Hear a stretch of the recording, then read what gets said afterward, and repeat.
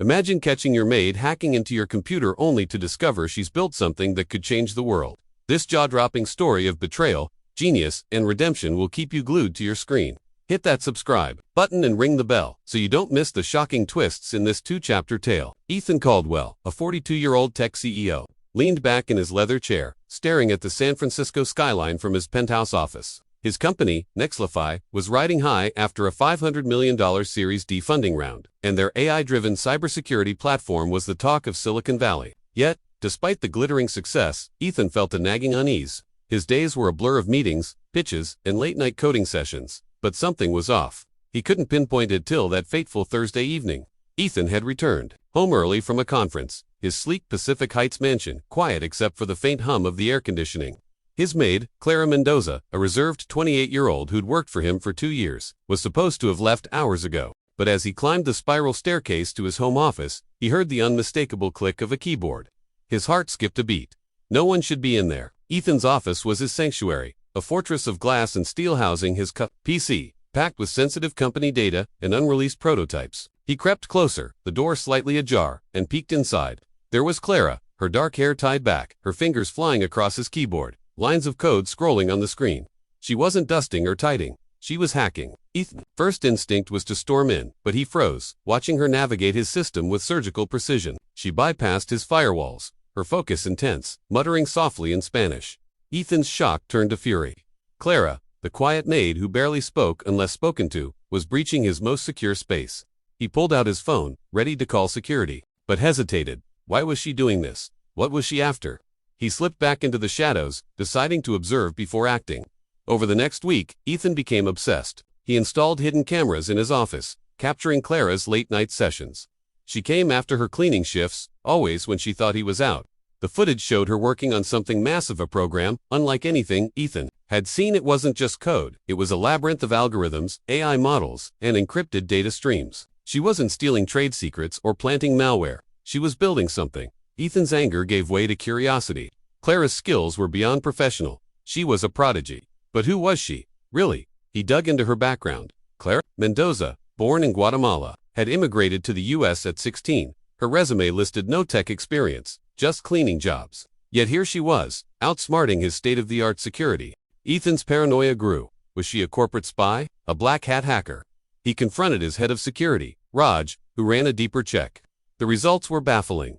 Clara had no criminal record, no tech affiliations, just a string of low-wage jobs, and a community college transcript with a few coding classes. Nothing explained her expertise. Ethan decided to test her. He left a decoy file on his PC, laced with tracking code, hoping she'd take the bait. She didn't. Instead, she ignored it, focusing on her mysterious project.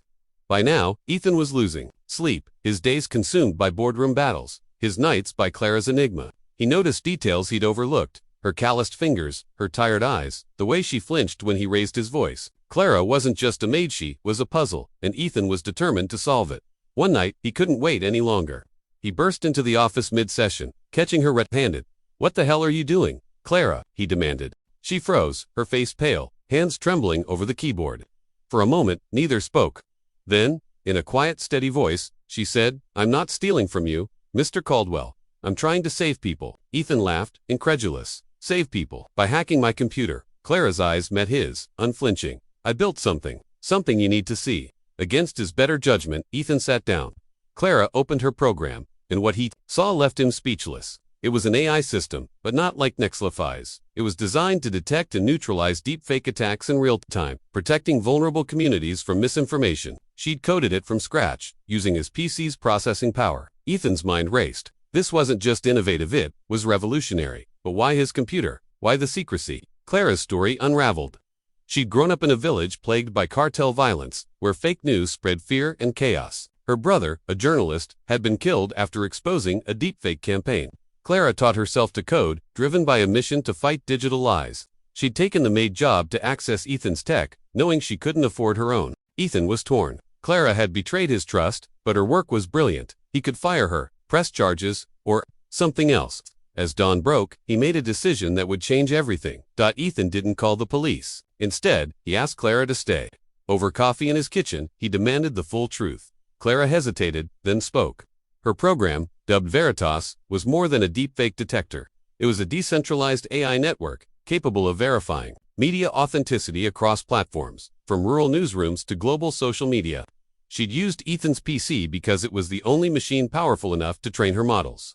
She hadn't meant to deceive him, but fear of exposure kept her silent. Ethan listened, his CEO instincts kicking in. Veritas wasn't just a tool, it was a game-changer. Nexlify's platform focused on enterprise security, but Clara's work targeted the human cost of digital manipulation. He saw dollar signs, but also something bigger: impact. He offered Clara a deal: join Nexlify as a developer, bring Veritas under their umbrella, and he'd fund its development. Clara refused. "This isn't about money," she said, "it's about trust. People need to own their truth, not corporations." Ethan was stunned. No one said no to him, yet Clara's resolve intrigued him. He countered with a compromise: a partnership.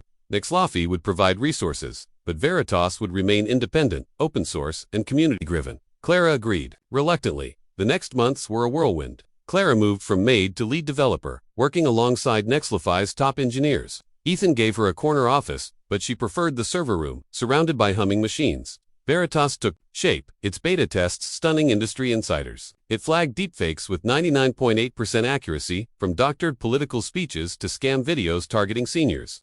But challenges loomed. Nexlify's board, led by investor Victor Lang, saw Veritas as a distraction. "We're a cybersecurity firm, not a charity," Victor sneered at a meeting. Ethan pushed back, but tensions rose. Clara faced scrutiny too. Her sudden rise sparked jealousy among colleagues, who whispered about her Maid past. She ignored them, but Ethan saw the toll. He began mentoring her, sharing his own struggles as a first-generation entrepreneur. Their bond grew, not romantic, but rooted in mutual respect. Clara's vision challenged Ethan's corporate cynicism, while his pragmatism grounded her idealism. Then came the attack. A rival firm, Siberian, launched a smear campaign, leaking Clara's hacking to tech blogs.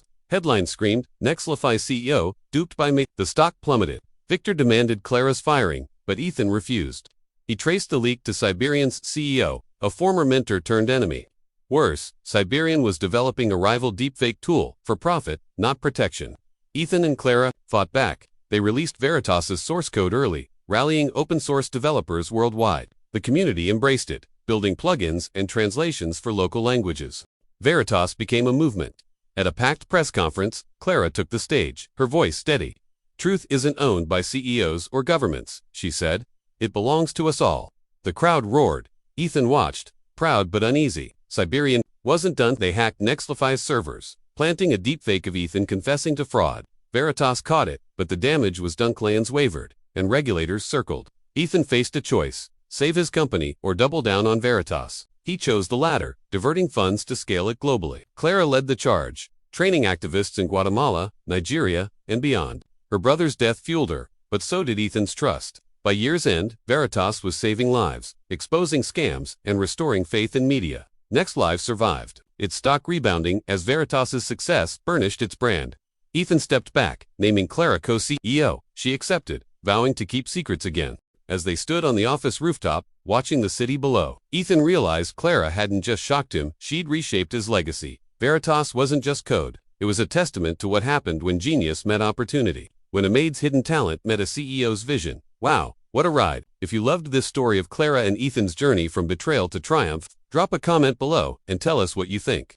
Shout out your love for the USA or the UK. Amazing countries inspire stories like this. Let us know which moments shocked you the most or what you would do if you were Ethan. Your comments keep this community thriving. So let's hear from you.